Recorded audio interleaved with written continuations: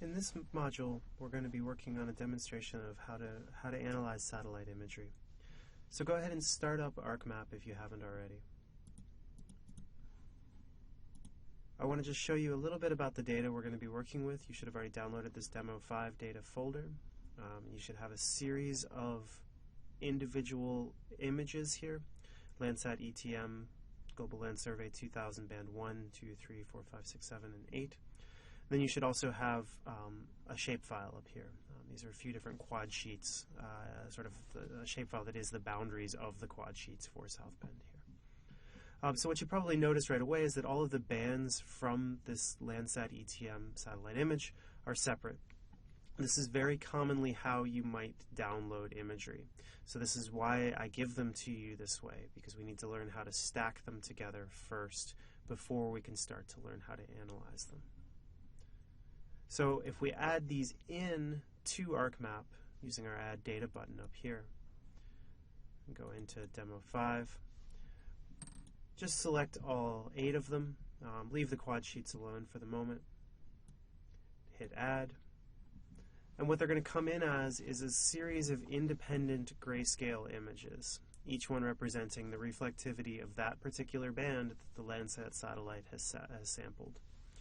So to stack them together into a full color image is going to be our first task. And you can see what it's doing now is it's building the pyramids for all of these images, because although they're georeferenced, I didn't include all of the sort of indexing and statistics that get generated when it builds it in, just for space issues.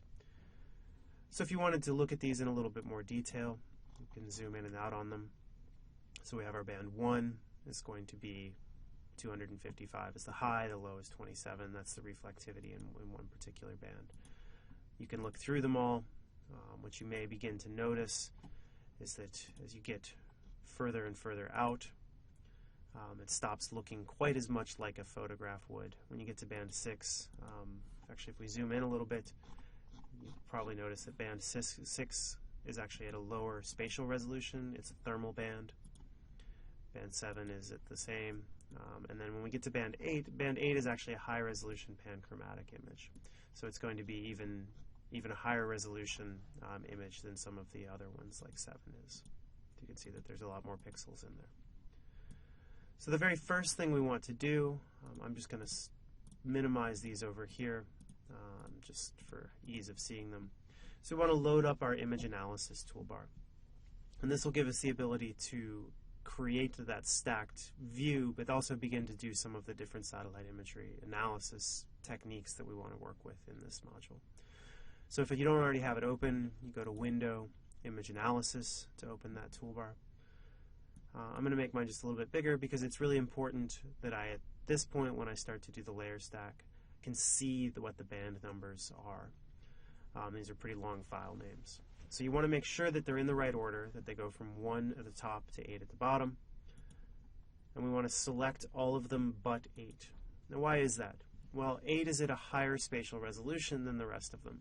So if we were to stack them all together at with band 8 in there, we'd either need to artificially increase the spatial resolution of all the other layers, making an enormous file, or we'd need to downgrade band 8 to match the other ones. And there's really no reason to do that. Band 8 is something independent of the other 7. When we create the panchromatic image out of the other 7, we want to leave band 8 separate. So with bands 1 through 7 correctly selected over there, to do the layer stack, all we need to do is hit this Composite Bands button right down here. And now what we've had generated for us is roughly a color image, just like the ones we were playing around with in the earlier module where we dealt with raster imagery. So we've created this nice false color image for ourselves. Now the next thing we want to do is convert this into something we can work with. This is temporary. We're interested in sort of South Bend, generally Notre Dame campus specifically. And you can see that your average raster, or your average Landsat image, covers most of northern Michigan, a little bit of Illinois, most of northern Indiana, southern Michigan, and a little bit of Illinois, in addition to Lake Michigan. So we want to cut this down. We want to clip this image, crop this image to just be the area that we're interested in. And this is where, if you go to add data, I gave you that one little tiny shapefile that's just the boundaries of the two South Bend quads. So bring that in. You can see that that's the area that we're interested in. You could make this transparent, maybe with a red boundary if you wanted to. But what we want to do is take that new composite image that we've done and cut it down so it's just that little section right there. So once I've added in this boundary file that we're going to use, the first thing I want to do is select the features in there that I want to use. So you can either do it with the Select Features button right here that'll allow us to kind of drag across and get them highlighted in cyan like that. You could also open up the attribute table. The only thing in there is those two, so you would just need to sort of drag down and select them like that. Once that's in place, just simply choose the layer that you want to crop, in this case the composite Landsat ETM, and then it's this button right here, this clip button.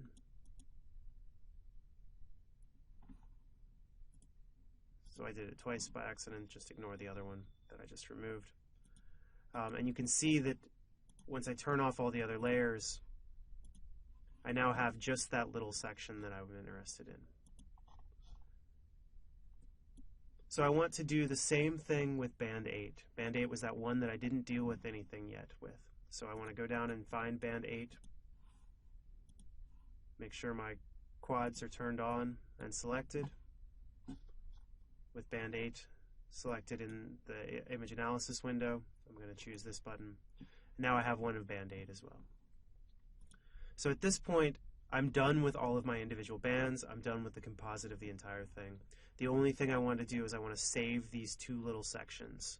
This Landsat ETM, band 8, my individual clipped one there, and my clipped composite panchromatic, or my multispectral clipped one here. So first I'm going to choose the Landsat band 8 in the image analysis. Choose this little export button right here.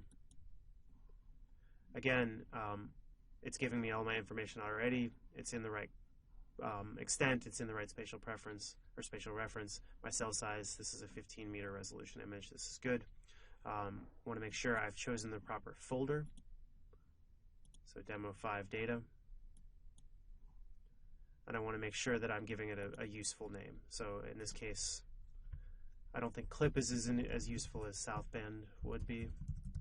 So I'm going to call it South Bend Landsat ETM band 8. I'm going to go ahead and say no. And when I add it in, you can see that it's there right there. So it looks pretty much the same. Now I just want to do the same thing with my other clipped one, with the composited one. So I'm going to choose that. I'm going to go to export. It's already sending it to the right folder. I just want to change my name to be South Bend Landsat ETM. And it thinks it's just band 11. I want to make sure it's band 1 through 7 so that I know what's in there. So now I have that one as well. So what I want to do at this point is I want to just go ahead and remove all these other ones, all my temporary stuff. All I really need to keep is the two South Bend ones that I just saved permanently. I can even get rid of the quads shapefile there. I don't need it any longer. So I'm going to choose those, right-click, and go to remove. So it's these two images are going to be the ones that I want to work with. So I've cropped them. I've done pretty much everything else with them, up to the point of wanting to do a couple of other things. The first one is something called a pan sharpening. We talked about this in the lecture a little bit. So if I zoom in a little bit, you can see that what I have in bands 1 through 3 there, what I have up here in the multispectral version, is not as high of a spatial resolution as the black and white, as that panchromatic band 8. And band 8 is actually all of the reflectivity between bands 1, 2, 3, and 4. So I can use it to artificially sharpen those other bands. Now the software is smart enough that if I select both of these two layers, one at a higher spatial resolution than the other, the panchromatic at a higher spatial resolution, the multispectral at a lower spatial resolution, I now get this thing enabled right here, this little button right here, which is called a resolution merge, or pan sharpen, or resolution merge. So if I choose that, What it's done is I've created a new temporary layer that has just the first 4 bands.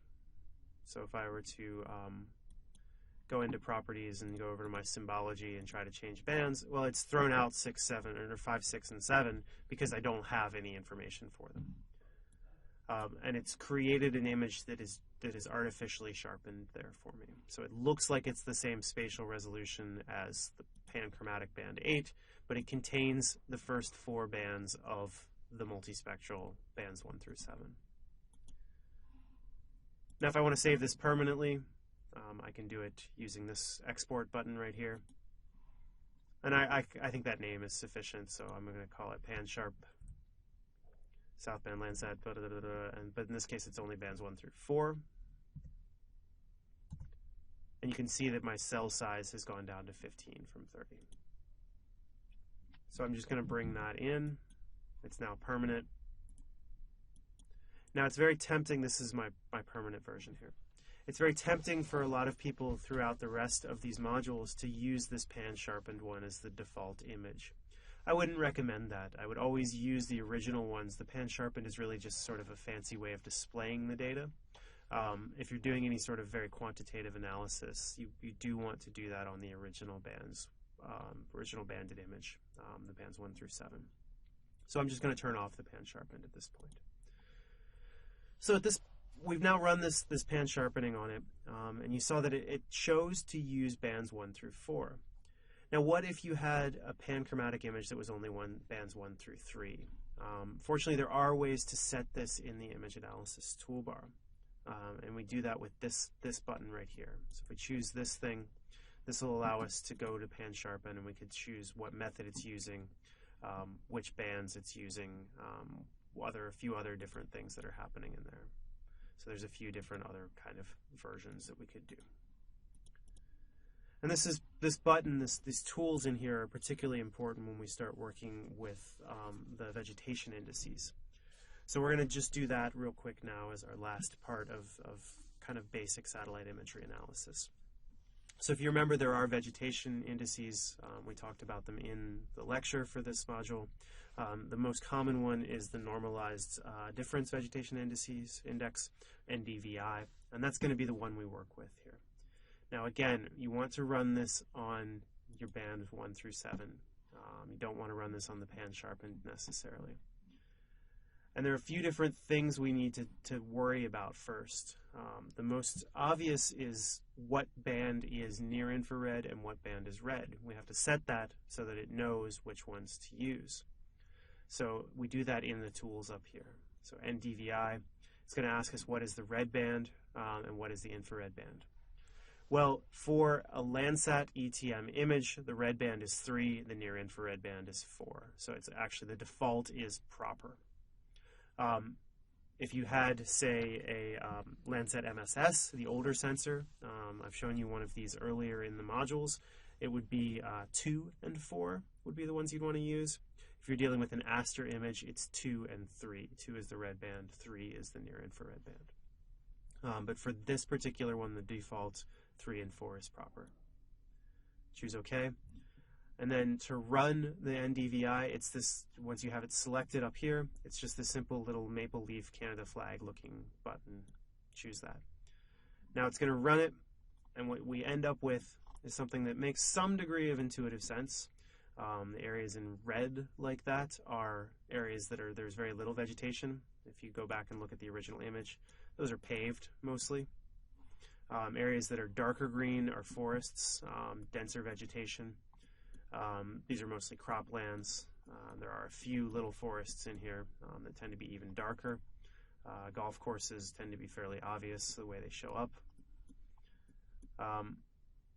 And the river itself is some of the lower values that we have. It could be all the way down to as low as it'll go. In this case, it's not quite that way because the river is relatively shallow. So you're getting some reflectivity. It's not absorbing everything that would be in there.